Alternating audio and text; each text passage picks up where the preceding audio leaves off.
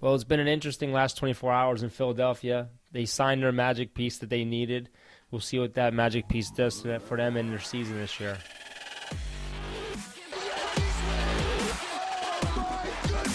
It's Elliott! It's picked off! It's picked off! It's Tracy Porter! So when we first had Gibby on the show, I said that I picked the Braves as the favorites to win the NL East, that the Phillies would perform well and make the wild card. But I think now you have to say they just won the offseason. Even if they didn't get Harper, I now have picked them as my NL East favorites. I think you can't pick them. I mean, I think you have to pick them. Getting Harper they already sold 1,000 tickets just getting them now. They sold 100,000 tickets in the last 24 hours since they signed him. It was a great deal for the Phillies. I mean, 13 years, $330 million, only $25 million a year. It's not only $25 million, but compared to what he wanted and what he sold for, it works out great. No trade clause for him, so they can't trade him, and no player option. So it looks like he's going to be stuck there for 13 years. What's cool with the no trade clause is that he straight up said that, like, originally he wanted a no trade clause, but as the off season extended, he came out and said, I don't even want the trade clause. What he really wanted was a good commitment to a team, and that he basically said that he doesn't need no trade clause because he's gonna convince players to come play with them and chase championships with him. He was really looking for a good, office, good communication, good family type of thing. So about a week before, Harper signed with the Phillies, the Phillies owner actually flew from Florida to Las Vegas with his wife to meet Bryce and his wife, to show that, he wanted to have a close connection, because Bryce really wanted to have a good connection with the front office. He wanted to know that whatever team he was going to go to, it was going to be a good suitor, because he eventually, he told his agent he's looking for the team to finish his career with. I mean, he just signed 13 years. He's going to finish his career But there. he also told his agent he wants a deal that breaks Giancarlo Stanton's deal of $325 million, and he got that with the $330. Even though he's getting less per year, his deal he's is still going to make it a lot in the end. I mean, his deal is the highest paid athlete in history of all sports, which is insane. But the thing is I don't think that's even going to stand. I think as the years go on, salaries are going to increase. Oh, yeah, you're going to see it. You're going to eventually see a $400 million guy. I mean, reports are saying that the Dodgers offered him over $40 million a year before a less amount of years. It's crazy that he walked away from that, but he wanted stability, and he got it. He's going to be in Philadelphia for 13 years. And I don't think the Phillies are done. I really don't. The Phillies tickets definitely just went up. I mean, your whole merch just went up. I mean, that stadium's going to be packed every game.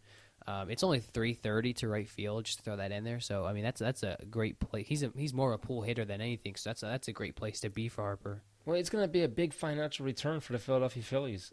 With just the ticket sales alone that just went up in the last 24 hours, opening day is already sold out. And they said that they're even selling almost all the tickets for right field, which they usually don't do. We're Yankees fans, but we live like maybe 30, 40 minutes from Philly. I'm not going to lie.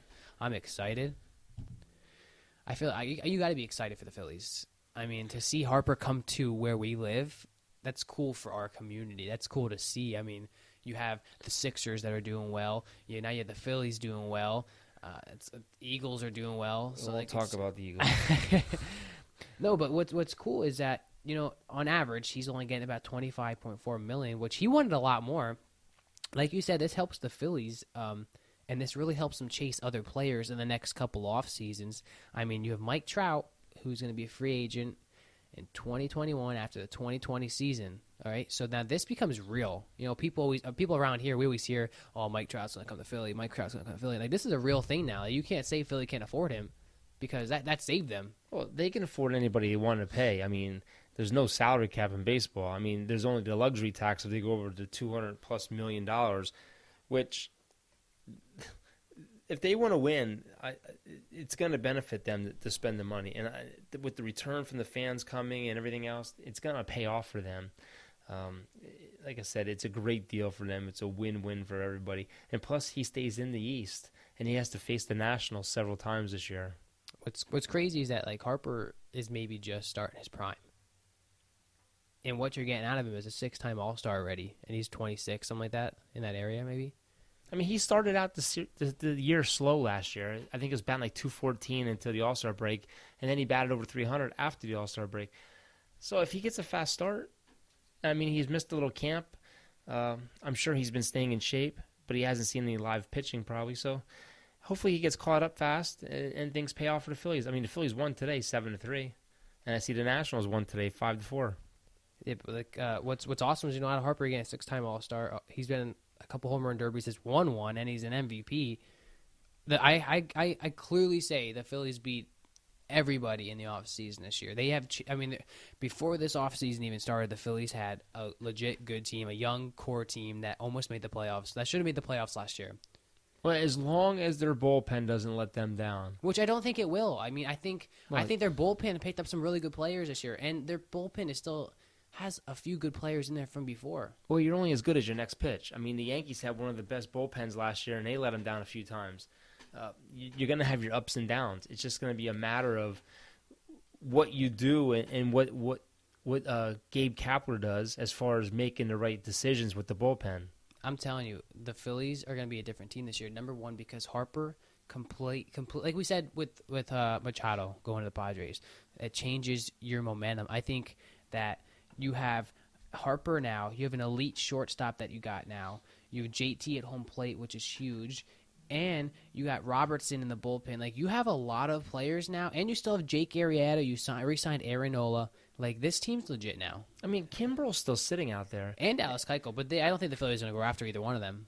I think they're going to save their money. They're saying Kimbrel might not get signed now until after spring training if somebody gets hurt on a team. Boston said they're done with him. They're out. They're out of the market for him. They don't want him. I don't know what his demands are. It was $100 million. I don't know if that dropped. I'm sure it has.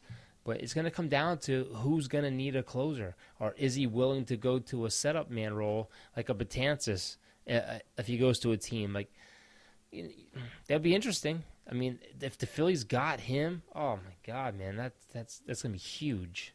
I mean, the Phillies still have Pat Neshek. They have Tommy Hunter, Hector Neris, and then you have David Robertson. Like, that bullpen's looking pretty filthy. Neshek's honestly, almost unhittable. I think that, like, if I was the Phillies GM, I think I'd be like, screw it, I'm going to go full in right now. I'm going to give Keuchel what he wants. Not necessarily Kimbrel.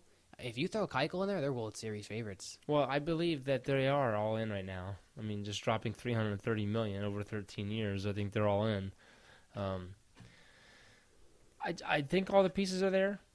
Only time will tell. I mean, like, every team is going to have their ups and downs during the season, especially starting in the Northeast in April. It's going to be cold.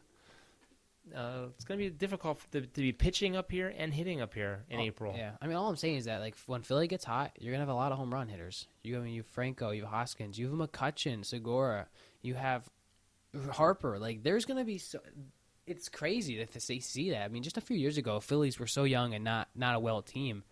And now you have such big names. And let's face it, people are going to go to Philly now that Harper's there. He's going to get some people. Well, hopefully they manage the pitching well and they don't burn these guys out. Maybe some minor leaguers come up to eat some innings up. Adam Warren was out there. He was another one they could have picked up, but he went to the Padres today for a 1-year deal, which is a good pickup for them.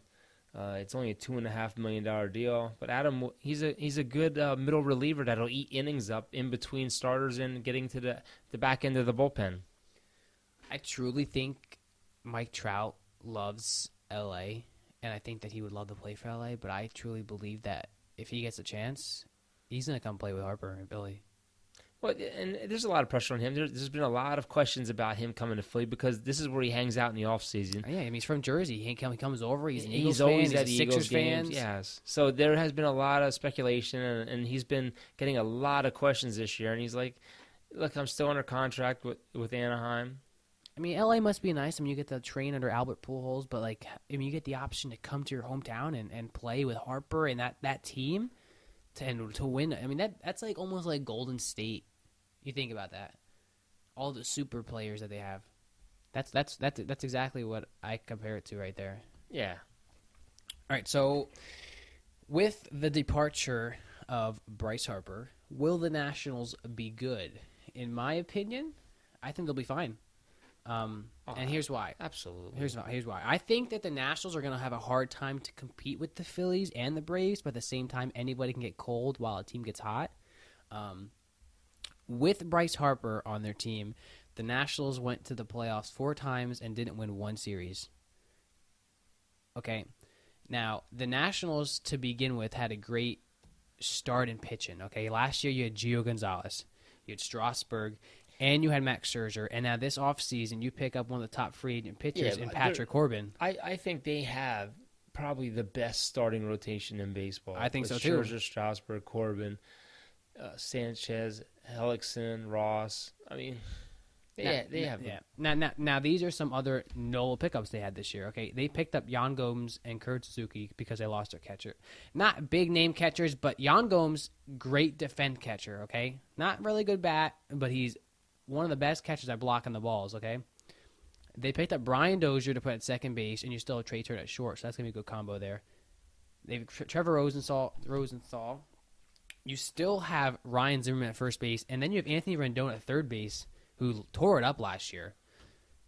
And you have Soto, if I'm even saying his name right, out in the outfield, who trained with Bryce Harper, who was a phenom last year. I mean, he's only 20 years old and was runner-up for the Rookie of the Year. You know, if it comes down to where the Nationals do need a center fielder and things don't work out with the young guys they have, Adam Jones is still available. I mean, he could still play the game of baseball. I mean, he might be 30 years old, but he could still play. He's still someone to be reckoned with. They could sign him as a veteran because they have Victor Robles at center field right now. He's one of the top prospects in baseball. No one's even talking about him. So, I mean, he could be someone to come in and eat innings and, you know, and play like on days when they want to rest their center fielders. No one's talking about picking him up, and I think it would be a good pickup, probably a steal, even though he wouldn't be an everyday player. I think it'd be a solid pickup for them. I think with the Nationals, too, you know, they also have Michael Taylor and Adam Eaton in the outfield, and when Adam Eaton's healthy, he's deadly on the bases. He's got elite speed, and when you look at their outfield combined, all those 4 players I said, I think they're making about $10 million this year, okay? Then they picked up Patrick Corbin with the money. I mean, so if you think about it, they would have picked up Harper. They wouldn't have had Patrick Corbin.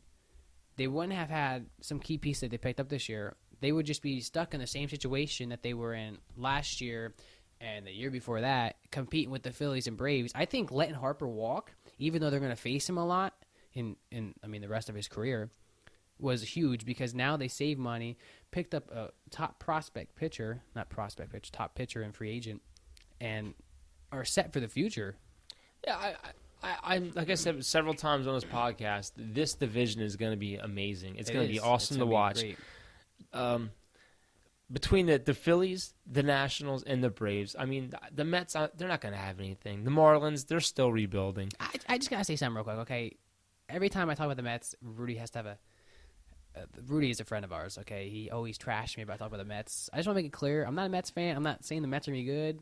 All I say is that they picked up some key players that they could not compete, even just be a different team, not even be good. Tebow lover. And that's all I said last time. All I said was it'd be cool to see Tebow come on. Finally, Rudy and I agreed on something. Tebow is not a professional baseball player. And I didn't say he was. I didn't say he was. I said it would be cool to see him get an MLB at bat, which is true. The only thing that you'll see cool about him is him coming up maybe just to get ticket sales up for that game. But he's probably going to talk about the Mets again. He's not coming up. But I just want to say, I don't think the Mets are going to be good. I just think they're going to be a different team. But back to the Nationals, who I think will still compete this year and be above 500.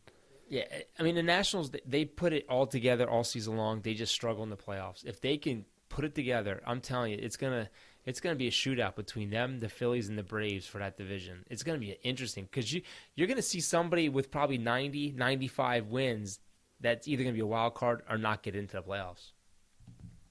It's almost going to be exactly like when the Cardinals, the Pirates, and the Cubs were all good for 2 years in a row, and you had that one team that was at almost 90 wins, and they didn't even make the playoffs. I think that's what this division's going to be. Yeah, so at the end of the day, I think that whole division is going to be lights out. I think it's going to be the division to watch. I think the World Series is going to come out of the AL East and the NL East. I think it's going to be one of those two teams playing against each other. And, it's going to be interesting because I think those two are the best divisions right now in baseball. Yeah, I think probably in the betting odds, they're already betting either on the Phillies or someone in that division. All right, what we're going to do then, we're going to go through each division, and we're gonna pick out who we think is going to win it and go through a rundown of what we think are going to be our best teams for the divisions. Before we get to that, though, I just want to say a big injury, though, for Kansas City today. Salvador Perez damaged his ulnar collateral ligament. He could be out for the year. It's a big loss. He's a 28-year-old, 6 straight All-Stars, 5 straight Gold Gloves. The 2 replacements they have on their 40-man roster really haven't done anything, don't have much experience. Cam Gallagher and Maybreeze Valoria. I feel bad for Perez. But on the bright side, like not on the bright side, but coming out of that, though, since that team's kind of rebuilding, they pretty much traded everybody, you could throw in a young rookie catcher now and see that could be your future catcher. And like I said earlier, the Padres did pick up Adam Warren today. It's a good pickup for them, middle relief. It was a 1-year deal. And also, 29-year-old infielder Brad Miller was signed by the Dodgers. He's a pickup. See what's happening. It's a minor league deal. And also, Kershaw played catch today. Little to no shoulder pain, but still not going to rush him back. All right, we'll start in the AL East. I'm definitely not even because I'm a Yankees fan. I think that the Yankees will finally beat Boston this year after losing to them last year, and I think that they'll win that division. Not by many games either. I think that it's going to be very, very close. Especially with I think that the Rays will be close, but I don't think that they'll win. I think the Yankees are going to win, and I think they're going to win by, I'm going to say, 7 games. I think Boston is going to slide. I don't think Sale's going to finish the whole season, and I don't think Evaldi is as good as he was. He pitched great in October, but I don't think he's going to be a piece that's going to help them. And Price is up and down. You never know with him. Every time the Yankees play him, they hit him around. But I think the Yankees are going to have over 100 wins, and they're going to win that division by 7 games. I think that the Rays have the potential to eventually win this division. I just don't think they have the right pieces yet. I think that give it a year, and they're right there with the Yankees of Boston. But I think that the Yankees are going to be up maybe like 4 or 5 games. Not even that, maybe even 3 games on the Reds. I think it's going to come down to the wire with these 2 teams right here. I think the Orioles are going to be terrible this year. I wouldn't be surprised if the Red Sox didn't even make the playoffs this year. And I wouldn't say that. They have lights out hitting. That's going to be my upset of the year. The Red Sox falling out, that they don't even make the playoffs. The only way I see that is if the Red Sox get cold and the Rays get hot out of nowhere. Yeah, and I think that the Blue Jays and the Orioles, I think they're both going to be they're not going to be involved by mid-May. I think they'll be 5-6 games out. I think you'll see like a little spark out of the Blue Jays, nothing huge at all. But I think the Orioles will be nothing. I think they'll be way out of it, just like last year when Machado was there, because they have really nothing right now. They really don't. All right, AL Central. We got the Indians, the Twins, the White Sox, the Royals, and the Tigers. They're projecting the Indians to win this division, but I'm thinking the Twins. I think the Twins are finally going to get it this year. The Indians lost some pieces. Losing out Miller was big for the bullpen, even though he did struggle a little bit last year with injuries. They still have their starting pitching there. They still have great fielders. I think my sleeper in this division is going to be the Detroit Tigers. I think they have great hitters on that team. I don't see them doing anything. I just think they're not going to be as bad as they were last year. I think they're going to be up there towards the top. White Sox and them will be battling. I still think overall it's going to be the Indians that win the division. Nah, I don't know. The Twins got C.J. Cron at first, and they got Scope this year at second base.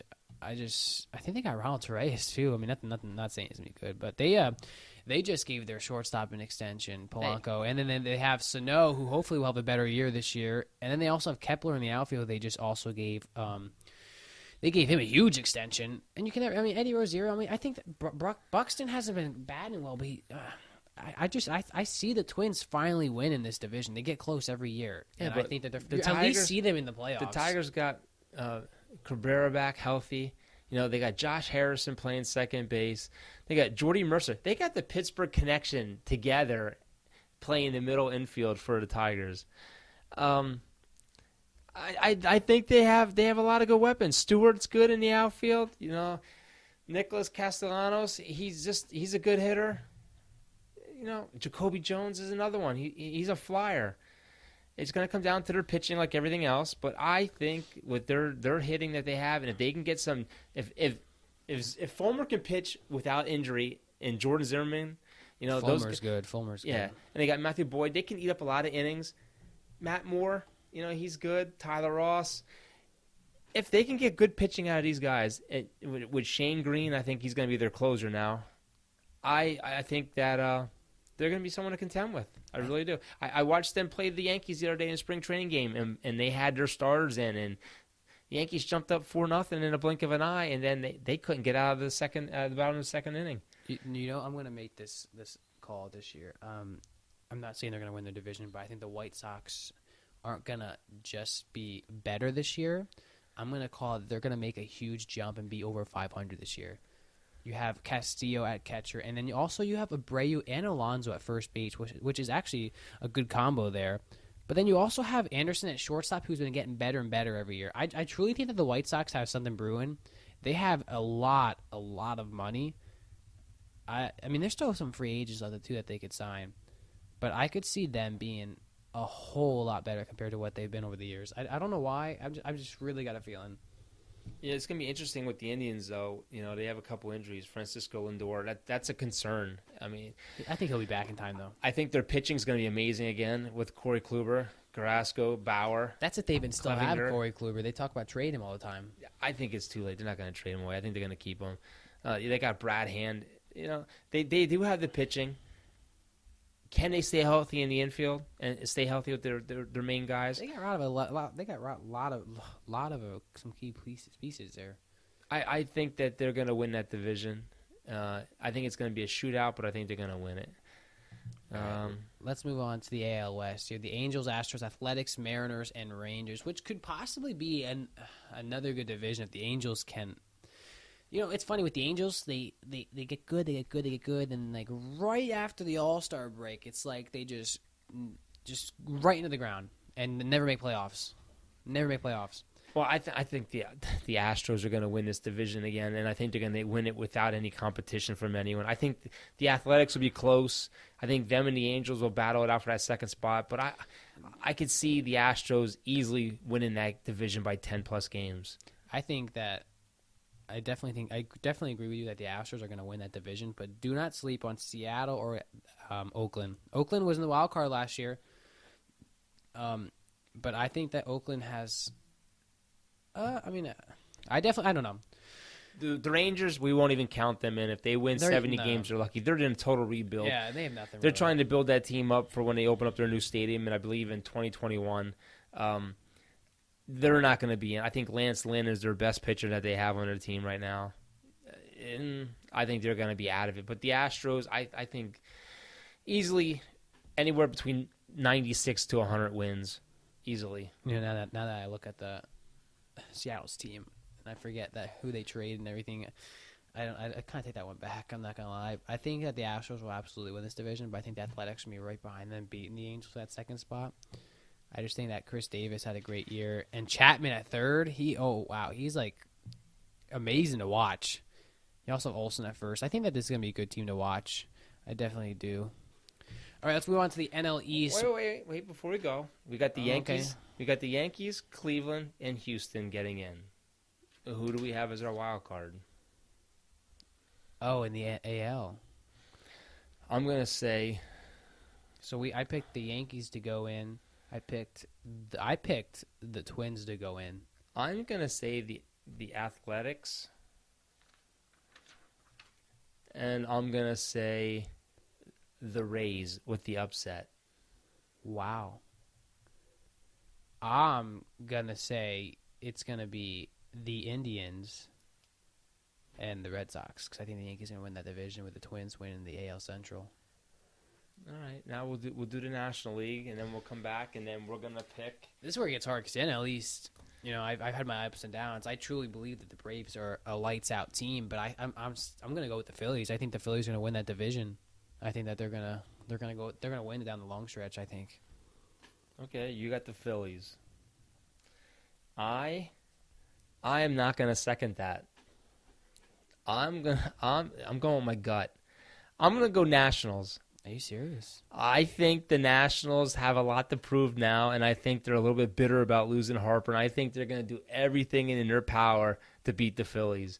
I'm going to go the Nationals as the number 1 seed in the NL East. I don't see that happening at all. That's your opinion. That's everything goes. I think the Braves are going to get the wild card out of that one. I don't even think the Nationals. I think the Nationals are going to be a 500 team. I don't think they're going to be in the playoffs. No, I think the Nationals. I think they're going to win. They won 82 games last year. I'm going to put them at like 90 to 95 range. I just think the Braves have a better roster. I mean, you got Brian McCann, you got Freeman, you got Ozzie Albies. I mean, you picked up Josh Donaldson. Excuse me. You got Kuna. Like you have Duvall too. Like you just have so many home run hitters. I just think that, and that's still hard to pick them over the Phillies over the Braves. But I think the Phillies are going to win that division with the Braves going the wild card. You know what, pitching's everything, and I just think the Nationals in that division. I think they have the best pitching roster. Dude, I'm telling you, you cannot sleep on the Phillies right now. I think that the Phillies pitching staff isn't mediocre. It's not the best, but it's going to get them into the playoffs and get them far into the playoffs. I think the Nationals have the best starting lineup, and they have Doolittle as a closer. So that does want me almost to say they could stump everybody and beat one of these teams and sneak into the wild card. I don't know yet. I have to see how the first month of the season looks because I just don't know how every team's going to click yet. It's hard. It's hard to predict this. See, my thing is the Phillies, they have Nola, Arrieta, who I think is hurt. You got Vasquez. They have Pivetta, Velasquez. They have Eflin. Their De Los bullpen Santos. is not bad at all. I would definitely give their bullpen at least a B. Their bullpen is good. But I still have to go with. I'm sticking with my pick. I'm going with the Nationals. All right, you got the Nationals. I think it's gonna be close, but I'm not saying the Phillies aren't gonna make the playoffs. I'm just saying I think the Nationals are gonna win that division. And we have to make a pick, so we're gonna make a pick. Yeah, all right, the pick. Central. We got the Cubs, the Cardinals, the Brewers, the Reds, and the Pirates. So I definitely think that my lock-in is going to be the Brewers, that they're going to win that division again just because they were able to keep everybody together. But on a limb here, I'm going to say the Cubs are going to fall down with the Pirates, and the Cardinals are going to sneak their way into the wild card here. Ooh. I don't even know if I'd say wild card. I think that they might even compete with the Brewers just because of how the Cardinals picked up some key players this year. I think, you know what, with Lester, Hendricks, Quintana, Hamels, and Darvish. If Darvish can stay healthy, that's a good pitching squad that they have there. They have a couple injuries: Mike Montgomery, Brandon Morrow. I mean, those guys are injured, but wait, who does Yu Darvish play for now again? He's with the Cubs. Is he really? That's right. See, what I like about the Cardinals here is that you got Paul Goldschmidt back at first, so now you can move Matt Carpenter back over to third base, which fills that hole. The Cardinals are always one of those teams that, they're always there. It doesn't matter who they have on their team, they're always there. I'm telling you, I think that they're going to have that team this year to watch. I don't know. I just think that the Cardinals really, I think Paul Goldschmidt being there is a huge improvement because you have two hot corners now. You still have Yadier Molina, who's never a bad catcher, and they have Matt Wieters at catcher, who's a great backup. It's hard to pick a wild card coming out of this NL, but I don't know. I might. That's tough. That's tough. I think the Brewers are going to win it though because they have that same team from last year. They finally got that taste of the playoffs that they're going to want to go back.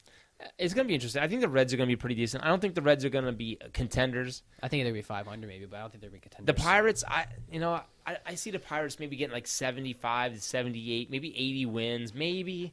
I see them having that season where they have a lot of young guys, and it's going to kind of just play out. But I think this of all the divisions, I think this is going to be the division where you could easily see 10 games separate first from last. Between, say, the Cubs are in first and the Pirates, I could see 10 games separating them. I could see it really close. Anyone between the Cubs all the way down to the Pirates. This is going to be the division that I truly think you have to watch a month of baseball because when I look at this division, I want to put a big question mark over it because besides the Brewers, Like the Cubs, I don't even have full faith in the Cubs right now. I don't know. I think the Cubs are the only one in that division that might scratch 90 wins. 80, maybe 89. 88 to 80, 89, 90 wins around that range. I think the Cardinals are going to be there. They were there last year. They had 88 wins. I think they're going to be close. They might be a little bit off from the 88, maybe around 85. The Brewers, I think they're going to go backwards a little bit, but I think they're going to be still close to contending. But I'm sticking with the Cubs. Huh? It's a good pick. Who are you going with? I'm going with the Brewers win that division. Okie dokie. All right, so you move on to the NL West. NL West. You get the Diamondbacks, the Dodgers, the Giants, the Padres, and the Rockies. Well, I can't go off of what I said the last time. The last podcast, I picked the Rockies. I'm going Rockies. I think the Rockies are going to be the team. I think the Dodgers are going to be there with them. But I think I'm going to say the Rockies. I'm going to say they win it by 2 games. I'm going to say they have like 92 wins. I agreed with you on that. I mean, look at the Dodgers roster. I think that the Rockies are gonna. I'm going to go with the Rockies because I think that the Rockies will finally go really far, if not all the way this year. I think that they're going to sweep Dodgers. I don't know about sweep, but I think they're definitely going to win a lot over the Dodgers. I think the Dodgers have a great team. I'm not going to, talk down on them. They have a great team.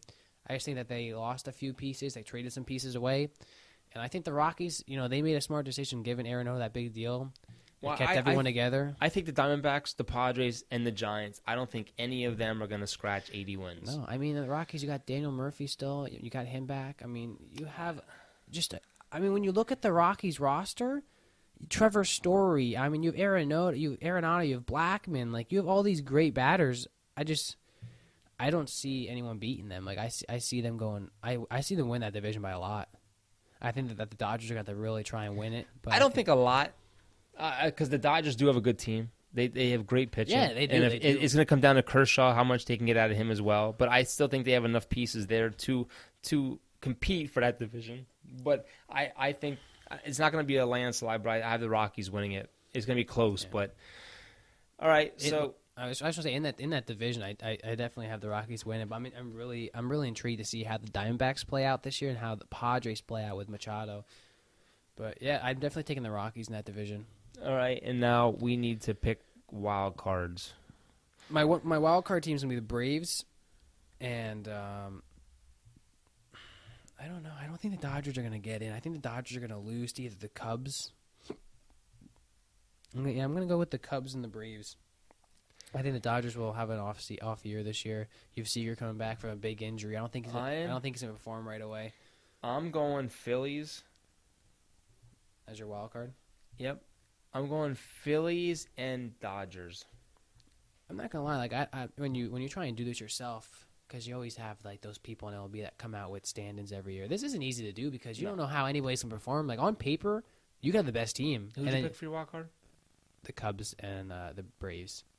You got the best team on paper, but like going into your first month of the season, you could win maybe 5 games. And then you always have those moments where some teams get cold before the All-Star break, and then you have those teams that get like on a 20-game hot streak. So it's hard to predict teams. People are probably going to criticize us for picking certain teams, but it's fun. It's fun. It's fun to pick. All right, the American League. Who are you picking? What? Who are you picking to go to the American League Championship Series?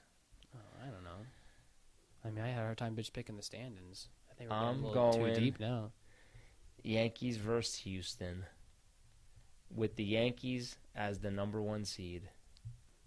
All right, who'd I pick? It's probably going to come down to... I'm going to pick the Yankees and... Gosh.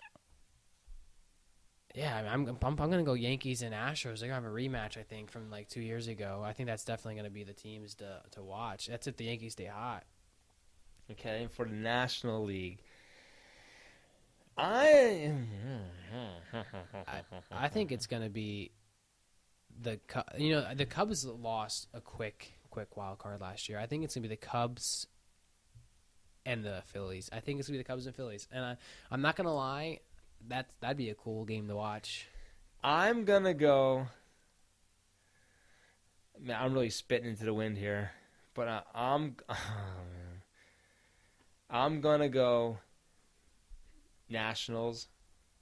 Wow. Versus the Dodgers. That's something. And what I'm picking right now for the 2019 World Series, Yankees, Nationals. I'm taking Yankees and Cubs. I think the Phillies will get really far this year, but lose. I think that they'll get really far because of the young team they have, but I don't think they're going to win it all. Who do you have?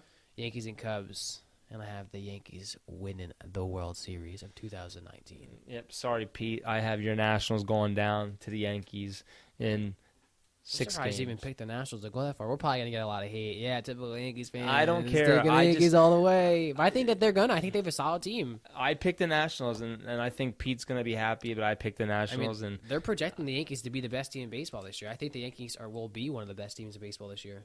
it's going to be interesting. But those are my picks. We got the Yankees winning it this year on both sides. We got the Yankees versus the Nationals for my pick, and the Yankees versus the Cubs for Tyler's pick. All right, switching real quick to the NFL. According to the NFL today, they increased the salary cap from $177 million up to $188 million. That's good for a lot of teams that need cap space. Giants news again. The Giants they're talking about shopping OBJ again, and Olivier Vernon, they're talking about making him a cap casualty.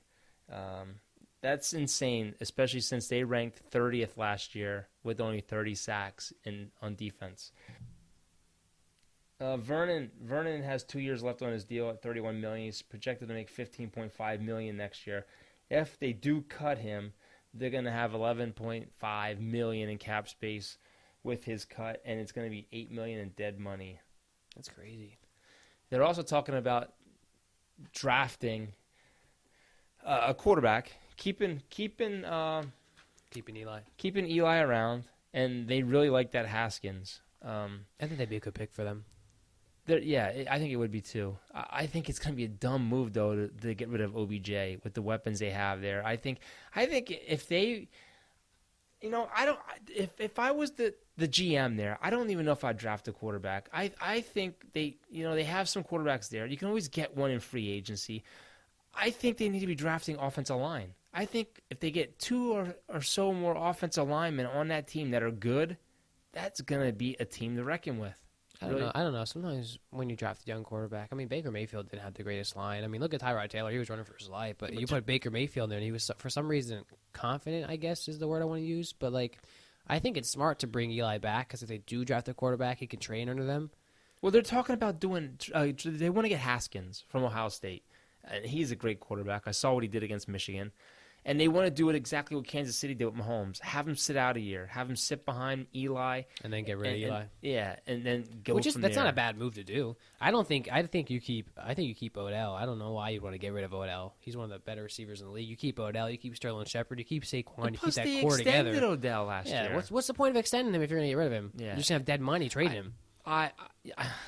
I keep saying this over and over again. I think they're a couple offensive linemen away from being a great offense. I really do. I think if Eli had more time, it showed. Saquon had, 90-some receptions last year? We pulled up Eli's stats in, with the first podcast. They weren't bad. Podcast we did. No, not at all. Obviously, he has some bad games, but, he's running for his life almost like Romo was in those first couple seasons. He's got no time at all. And, of course, that's the first thing that's going to get chewed up and spit out is the quarterback and then the coach. I think they could draft a QB, but I think they should at least draft 2 linemen in this draft. You don't really need that much defense help. You can get that in free agency. But there's a lot of quarterbacks out there that are looking for work. Tyrod Taylor is looking for a job. Johnny Manziel just left the CFL. No, he needs to come to my San Antonio Commanders in the AAF. Well, the AAF does control the rights to him. The San Antonio Commanders do own the rights to Johnny Manziel. So we'll see what happens. Own the rights to him? I heard it today on 105.3 The Fan. They're talking about it, and Daryl Johnston, the GM there, was saying that they own the rights to Johnny Manziel. I don't know how. I don't know what it is, how that works. But maybe he was referred to that because isn't he the GM of the San Antonio Commanders? So like that's what I just said. Well, like maybe he was saying it like figuratively, like kind of like he's from Texas, so like maybe they have like the upper hand on him. No idea. Because I don't see how they could own the right. I don't know. I have no idea what's going on there. But no one even knows why he got kicked out of the Canadian League. No. So I'm a San Antonio fan, and if the quarterback situation there is just a mess, so if Johnny Manziel wanted to play for that team, I think I would be so excited. I want to see Johnny Manziel come back and play. I think he deserves a chance. In Canada, he played all right, nothing special, but I'd love to see him at least play in the AF and then get a chance in the NFL. You know, the most shocking news I heard today, Arizona is talking about trading Josh Rosen, the quarterback they just drafted last year, trading him away so they can get Kyler Murray. Well, they got a new coach, and I don't know. I mean, that was a rumor day one as soon as he came into the office because when he was back with Texas Tech, I think it was, had an interview and he was talking about how he wants that quarterback. No, he likes that quarterback, and if he got a job in the NFL, he would take that quarterback. And now he's got the first overall pick. I don't know. A lot of people are talking him down, saying he's too small to be a quarterback, which is ridiculous, but I don't know. I don't think Josh Rosen's bad. I mean, he barely got a chance last year. I mean, he was thrown into a rough situation. I mean, you already drafted a quarterback. Why just give up on him? Well, they're also talking about the Jets. The Jets, I think they hold either the second or the third pick. They're talking about actually trading out of that and trading down and possibly picking up, if they would trade with the Giants, for instance, picking up the Giants' sixth pick and then picking up a second-round pick to go with it as well. That would be really interesting. The draft is exciting. This is the best time of the year. Yeah, the Combine's going on right now. Combine's going on. Free agency talk starting to pick up. Yeah. You got March 5th coming right around the corner, and teams are going to have to make decisions on the franchise tag. You have Mark Ingram, who's a free agent this year, who could do a good job for a lot of teams if you think about it. I want the Saints to re-sign him. I mean, last year he was suspended. I think it was 4 games, so he only had like 645 rushing yards and 6 touchdowns. But the past 2 seasons before that, 2017-16, he had 1,000 rushing yard seasons with over 12 touchdowns in that season before. So I don't think you split up him and Kamara. They're one of the best running back duos in the league right now. I don't think you split him up. I think you bring him back. I think he'll take a smaller contract. I can't say that. I don't know what he wants, but I think you need to bring him back. But as a Saints fan, the Saints don't have a draft pick until the 62nd overall pick, and that's in like this late second round, which sucks. That's like Dallas. I think they're like the 56th or 58th pick, and they just made a move yesterday. They brought Jason Witten back for a 1-year deal.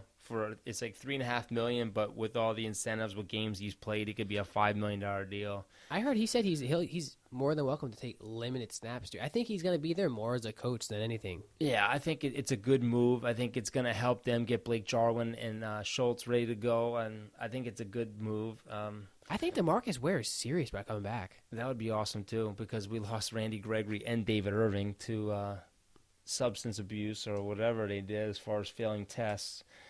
I think he's serious. You watched that Instagram video with him? I don't think he's joking. I think he really wants to come back. Yeah, and Dallas says that they're all in for Earl Thomas, but Earl Thomas said today there's going to be no hometown discount. He wants to be the highest paid safety in the NFL. Which how are you going to be the highest paid when you're in? He's getting old. He wants $13 million a year. I mean, I would give it to him for his first year and then give him 8 or so the second year, but I just don't think he's worth $13 million. I think that's too much money.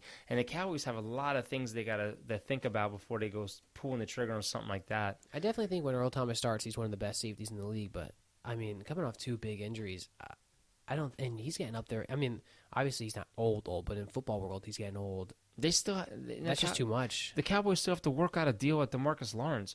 If I was the Cowboys, and this is just me as the GM, DeMarcus Lawrence, I think he's like 26. He needs shoulder surgery for a labrum tear. I wouldn't pay him $100+ million. I think I would dangle him out there. Imagine if you got a first-round pick for him and a second-round pick for him. You could draft. This is a defensive end loaded draft. If you get a mid-first-round draft pick, you pick up a defensive end who you can sign for a minimal package deal, and it gives you another second-round pick. It's just something. Instead of giving him $100+ million, I mean, he can come back next year. His shoulder's not good, and he sits out. I'm not gonna lie, I zoned out. Who are we talking about again? DeMarcus Lawrence. Just lost some subscribers. I didn't hear who you were saying, and then I was listening to you talk. Yeah, DeMarcus Lawrence. Zeke wants a big contract too. I don't know how you guys are gonna pay for all these guys. Yeah, and plus they're talking about giving Dak $28 million a year, which I don't know how I stand on Dak. He seems like a guy that's afraid to throw the ball down the field. He throws I think the you just ball. need the right coach in there. I think he could be. He needs a good quarterback coach. I just think Jason Garrett's not a good quarterback coach to have for Dak. He needs someone good.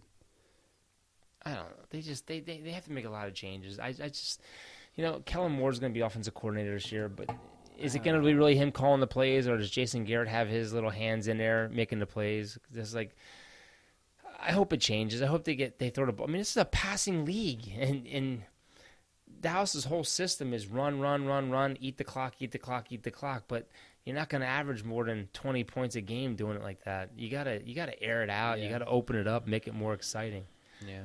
Yeah, it's going to be interesting. Next couple of weeks is going to be a crazy time for the NFL. Yeah. One other note, they're talking about changing the playoff rule. Andy Reid's trying to come up with a package to give to the committee to see about changing the rule, especially for the playoffs. I think I don't like the way it's set up now.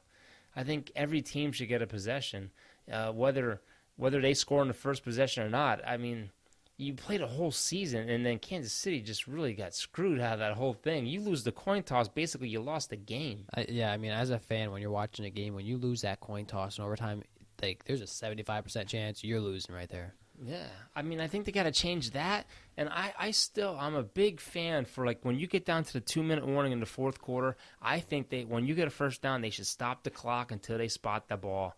I mean, so many things could happen. I mean, players lay on top of other players just to waste time. Yeah, and then you got officials who are 80 years old who have to run out there, spot the ball. I definitely agree with that rule. By the time you get down there, 15, 20 seconds went off the clock. I mean, it gives you a chance to do something. I mean, you do a 30-yard pass, and before you know it, the clock's run out. I definitely agree that you should get 2 possessions. Everyone should get a possession in overtime. I think it's stupid that, especially back in the day when it was just a field goal win the game. I mean, that was stupid. You didn't get a chance. Well, we got some baseball scores. St. Louis and Houston are tied 4-4 in the 8th. Yankees are still trailing 2-0 to Baltimore in the end of the 7th. Top of the 3rd, Dodgers are beating Cleveland. San Diego is beating the other Dodger squad. Minnesota beat Boston 4-3. Mets beat Detroit 7-1. Phillies beat Pittsburgh 7-3. Atlanta beat Toronto 4-3. Washington beat Miami 5-4. Tampa Bay beat the other split squad for Baltimore 10-5. Pittsburgh tied Toronto 1-1. Oakland beat Colorado, and Chicago beat Arizona. I wanted to say when we were talking about, back to football, I thought we were done talking about baseball. NFL Network's Michael Silver tweeted out today that we should all keep an eye out on the Saints and Antonio Brown. And I don't know, as a Saints fan, I have really mixed feelings about this. I just feel like there's a lot of drama coming out with Antonio Brown. Not even that. I mean, obviously he's not even that. I mean, I would love to have him on the Saints because he's one of the best receivers in the league, and you have Michael Thomas on the other end with a Hall of Fame quarterback in Drew Brees. I mean, but if you get Antonio Brown, which he's due almost $12 million in the next 3 years, each year, $12 million, you wouldn't have enough money to give Michael Thomas an extension. And I don't want to lose Michael Thomas, which would screw the Saints because that's just one. He for all we know, he could be the next best receiver. I just think the Saints have a good chemistry with the players they have there. Yeah, they got young players to develop in. When we were talking about the draft, with that 62nd overall pick, the Saints could really use a good tight end. But in my opinion, they've been talking about Will Grier getting picked up by the Saints. And I'm a huge Will Grier fan coming out of West Virginia simply because he was one of the better accurate quarterbacks in college football and can really throw the deep pass. And if you think of that thing, really reminds me of Drew Brees because Drew Brees is one of the better accurate quarterbacks in the league and can really throw a deep ball pass. Will Grier being 6'2" would be an amazing thing to be trained by Drew Brees because let's face it, Teddy Bridgewater isn't going to stay with the Saints this year, I don't think. I think he's definitely going to – they're saying he could go to Miami Dolphins. I think that there's a few teams that will sign Teddy Bridgewater because he played well with the Jets last year in the preseason. I think that really opened up a bunch of eyes coming off that injury. That showed that he could still play. So I think that the Saints are gonna not really. They're just gonna have Taysom Hill as a backup quarterback. But let's face it, he turned into a phenom this year, playing wide receiver, tight end, running back, special teams. So I think the Saints should draft Will Grier in the 62nd overall pick, and then go with their tight end late in the rounds, because our offense really, our whole team's fine. I think, free agent may pick up another receiver. Traquan Smith was young, great rookie season. I think that the Saints need to start planning in case Drew Brees gets injured, or I who agree knows with how that. long he'll you play. have Hill there. Hill's a good quarterback. I don't know how long. I don't know if Brees will play as long as Brady. Not saying he can't. I just think that if he wins the Super Bowl, I truly think he will retire, just because he's got 3 kids and they're young. I think what's going to happen with Brees is I think he's going to go year by year. I think he's going to get to that point where he's just going to – it's not going to be something he's going to be committed to for multiple years. I think it's just going to be year by year. They're going to play it out, see how his stats are, see how the team works out. But I think the team starts declining. I think that's when you're going to start see the changes coming there. I see the Eagles, they decide not to franchise tag Foles, and they did something they had to do today. They couldn't afford to let Brandon Graham go. I saw that. They extended him today for a 3-year extension for $40 million. That's huge for them. He's a big key piece to that defense that they have. Harper, actually, when he got signed with the Phillies, he actually put in his story that Le'Veon Bell should come play for them, and they were actually messaging each other on Instagram. Harper was like, come over, man, we'll win championships for this great city, brotherly love. I mean, would it be cool? Because we live in the area, that's the first time we'd ever see Philly be great in all 3 sports. I don't know if they could pull the money out for that. Yeah, I don't think Philly has the cap space for that. After just signing Brandon Graham, and then who knows if you want to let Golden Tate leave. And it's gonna be a big contract for Le'Veon Bell. He wants quarterback money. I don't know. Other than maybe the Colts. I mean, the Colts have a lot of money available, over $100 million in cap space. There's a couple teams there. Baltimore, I think, is another one that's hinting about Le'Veon Bell. I think they let Alex Collins walk today. Alex Collins actually just got arrested for a car incident, so they actually released him. We actually just saw that news. I heard something, too, about Demaryius Thomas yesterday. I don't know how true that is, where he turned himself in for a possible vehicular homicide. I'm not sure. I think that, Le'Veon Bell going to the Eagles would be obviously a cool thing to have. I think for the Eagles, though, you have 2 young running backs. I think you play that out. I think Adams played well. I think you still have Clement, who's well. You still have Ajayi coming back, who you got. Yeah, but I just think anything that happens positive for the Eagles, it's hard for me to swallow. I know. As a Cowboys fan. I just truly think that if you want Le'Veon Bell, he's going to want a lot of money. Yeah. And just like I said with Antonio Brown, I think anybody from the Steelers right now, like when you're tweeting out about your team and stuff, there's just a lot of drama coming with them. I don't think that they'll walk into a locker room, obviously, and just like try and run a team and like bring drama with them. But I just think with all the things that happen with them, I just don't know if I'd want them on my team. Yeah, I mean, they have to do something with the running game. I mean, they ranked 28th in the rushing last year. Le'Veon Bell would help them. I mean, who knows? Maybe he'll set up Le'Veon for Bell like would help $18 million a year or something. Who knows? I don't know. I think you're gonna have a team like the Jets or the Colts, and they're gonna offer him a lot of money, and he's gonna take it. That's what I think he's gonna do. I think with the Jets, he'd help them a lot. We talked about that last podcast, but I don't know. It's coming up soon. You're gonna see free agents. I think he's gonna be like a Bryce Harper, Manny Machado. He's not gonna sign to the end. He's gonna see how everything plays out. Well, we're gonna end this podcast.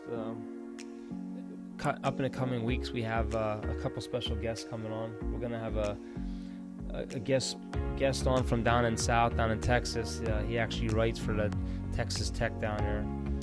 We're gonna have him on. We're gonna talk about baseball, talk about college basketball, talk about some of the things that are going on down in the Houston, Dallas area, and we're looking to have a bunch of other guests on here and discuss what they feel about their teams and if they think they're going in the right direction. If you ever want to be a guest on Everything Goes, check out our Facebook page, which will be in the link in the description of this video.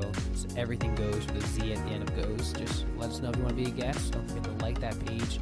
Also to like this video and subscribe to our YouTube channel. And we appreciate the subscriptions. We doubled our subscriptions today and officially hit 50 subscribers, which, it's not a lot, but it's huge for us. It's awesome just to do this. It's fun to do this. Absolutely. And if you guys like it, share it.